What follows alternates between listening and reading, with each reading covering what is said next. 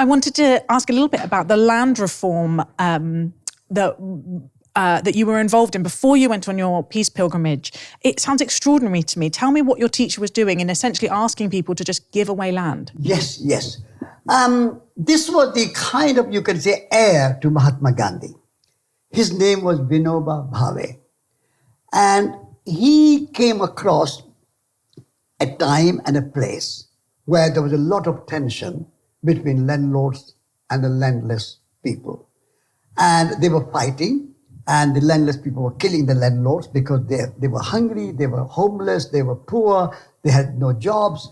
And so in that violent situation, my teacher Vinoba, Gandhian, went and said that we need to solve this problem non-violently. How can we do it? So he asked all the landless people in the village, how much land do you want? And there were 40 families. And they said, if each one of us can get 2 acres, which is a minimal, very small amount, but 2 acres of land, at least we have some source of food and some source of livelihood. And so Vinoba Bhave invited landlords in a meeting together with the landless and said, these people want 80 acres.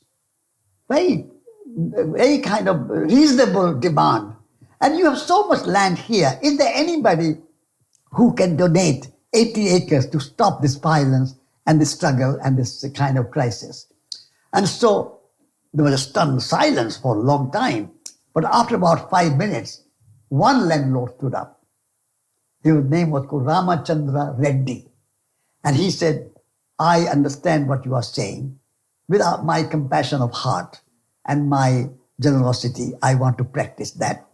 And I will donate 100 acres of land as my gift to solve this problem of violence and killing.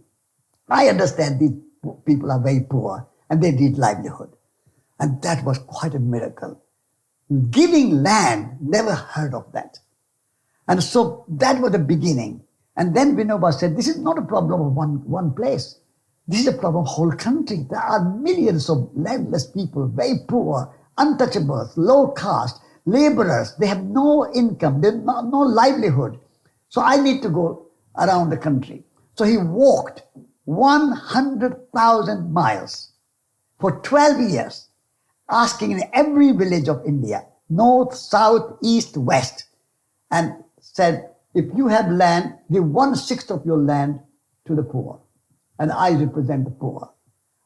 And he was very successful. He collected 4 million acres of land and distributed to the landless.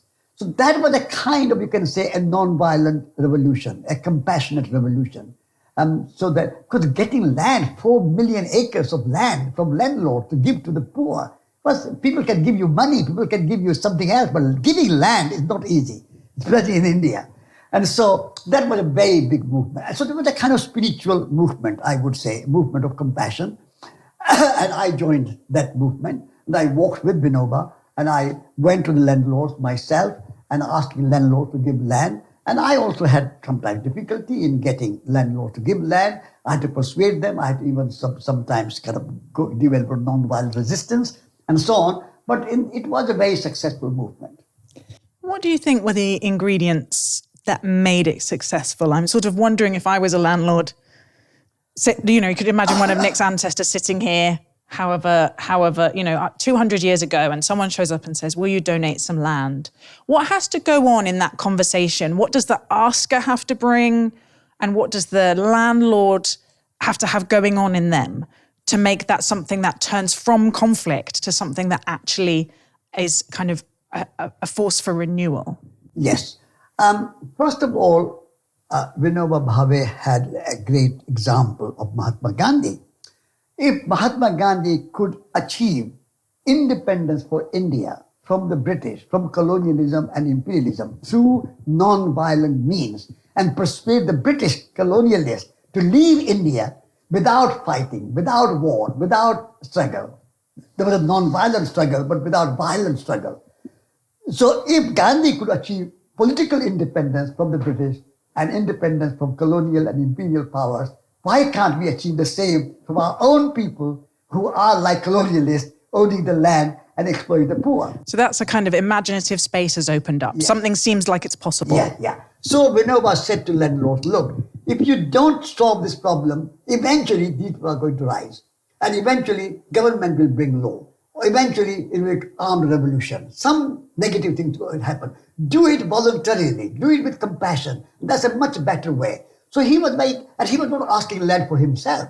He was in a loincloth. He was a very poor himself. He used very little money. And he was a saintly man. So he was not asking anything for himself. He was asking for the poorest of the poor, the untouchable, the lower caste of the low.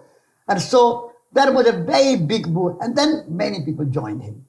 And he organized this land gift movement in such a way that you are given the land, but you don't own it.